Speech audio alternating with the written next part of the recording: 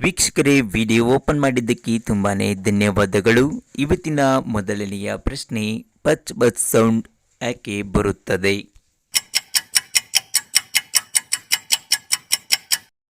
ಉತ್ತರ, ನಿಮ್ಮ ರಥ ಎದುರಾಳಿಯ ರಸ ಸೇರಿ ಈ ಥರ ಸೌಂಡ್ ಬರುತ್ತದೆ.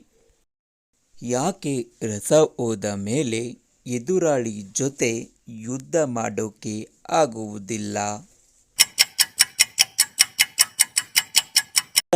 ಪೂರ್ತಿ ದೇಹ ಸುಸ್ತು ಆಗಿರುವುದರಿಂದ ಆಗುವುದಿಲ್ಲ.